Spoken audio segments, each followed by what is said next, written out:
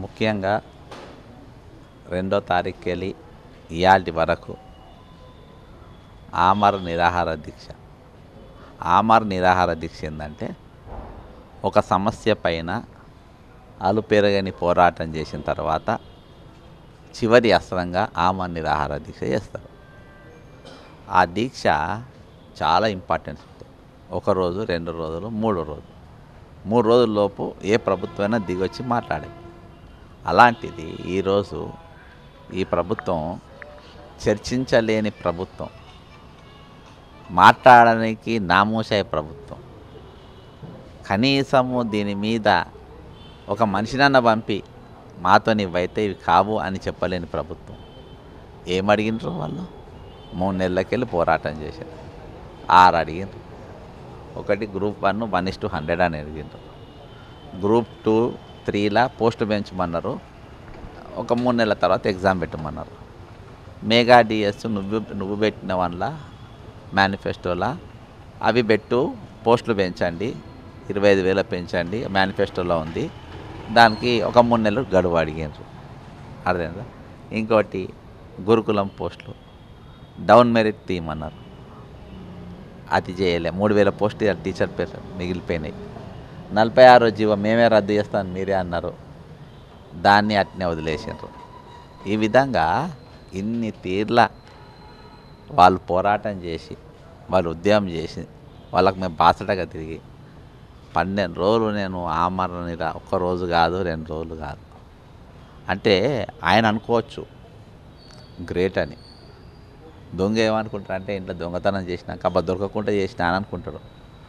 కానీ అందరూ వాడిని దొంగ అని అనుకుంటున్నారని వాళ్ళు అనుకోడు. ఇలా మొన్న ముఖ్యమంత్రి కూడా అంతే. ఈరోజు ఉద్యమాలకు గౌరవించలేని వాళ్ళు, పోరాటం గౌరవించలేను, దీక్షలను వాడు నాయకుడే కాదు. వాడు నాయకుడే కాదు. ఎందుకు నాయకుడు కాదనంటే నాయకుడు ముఖ్యమంత్రి కాలేదు కాబట్టి నాయకుడు కాదు. ఎందుకు నాయకుడు కాలేదు అని అంటే ఒక దొంగ ముఖ్యమంత్రి అయింది. ఎట్లా దొంగ అంటే ఈయన చెర్లపల్లి జైలుకు పోయిండు అని అంటే. చెర్లపల్లి జైలుకి ఎందుకు పోయిండు? ధర్నా చేస్తే పోలే, ప్రజల కోసం కొట్లాడితే పోలే, ప్రజల భూములు గుంజుకుంటుంటే కొట్లాడితే పోలే.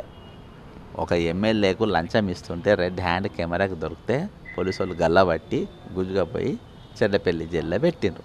ఆయన ఇప్పుడు మన ముఖ్యమంత్రి కాబట్టి ఆయన దగ్గర దీక్షకు విలువలు ఉన్నాయి, పోరాటాల విలువలు ఉన్నాయి, సమరాలకు విలువలు ఉన్నాయి, ప్రశ్నించేటోళ్ళకి విలువలు ఉన్నాయి.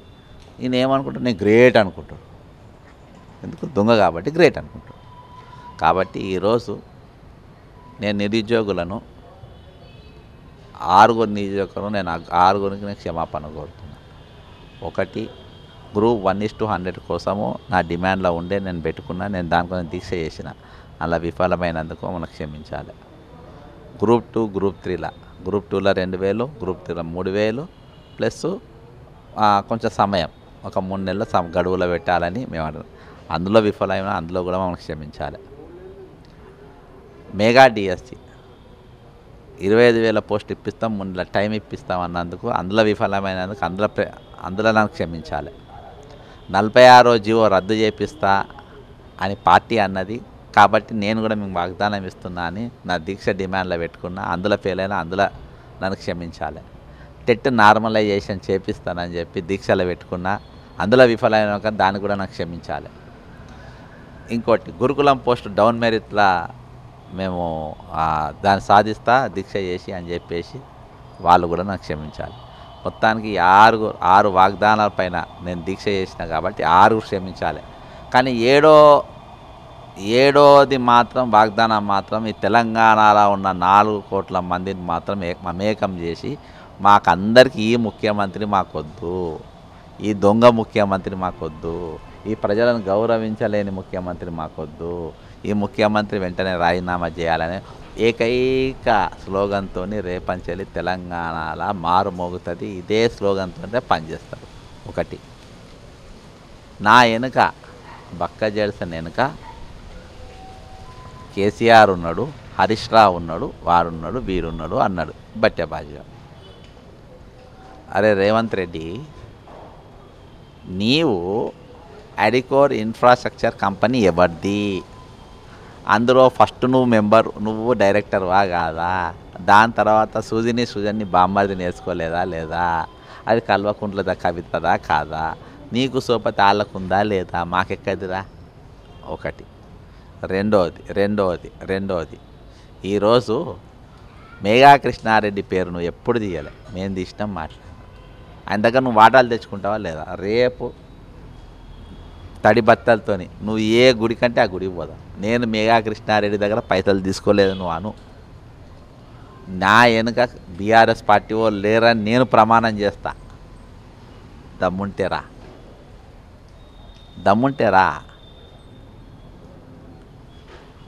నేను కల్వకుంట్ల కవితతోని నేను పార్ట్నర్గా నేను లేను అని తడి బట్టలతోని నువ్వు వచ్చి ప్రమాణం చేయి, నేను వచ్చి ప్రమాణం చేస్తా నువ్వు పార్ట్నర్వే అని డాక్యుమెంట్తో సహా చూపెడతా. కాబట్టి నువ్వు మై హోమ్స్ రామేశ్వర కుమ్మకు కాలేదని ప్రమాణం చేయి, నువ్వు అయినవని చెప్పి నేను నిరూపిస్తా. తడి బట్టలతో రా దమ్ముంటే. నేను చెప్పింది అబద్ధమైతే ఆన్నే తల నరుక్కుంటా, నేను నరుక్కోకుంటే నువ్వు నరుకు. అర్థమైందా? ఈ సవాల్కు నువ్వు రెడీ అయితే రా.